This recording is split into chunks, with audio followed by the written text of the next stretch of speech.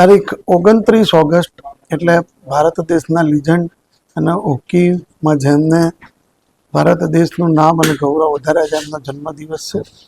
એ દિવસને આપણે national sports day તરીકે ઉજવીએ છીએ.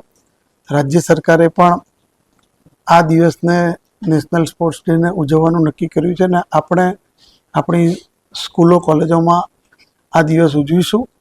તારીખ 30 તારીખે દરેક જિલ્લામાં પોલીસ પરેડ ગ્રાઉન્ડમાં પણ રમત મહોત્સવ કરવામાં આવશે અને એની ઉજવણી કરવામાં આવશે. અને રવિવાર એટલે કે તારીખ 31 તારીખે આપણે મોરબી ખાતે એક સાયકલ રેલીનું આયોજન કરશું અને રાજ્ય સરકાર તરફથી જ્યારે હવે સૂચના આવશે તે એનું આયોજન કરી અને આપને વિગતવાર જાણ કરશું.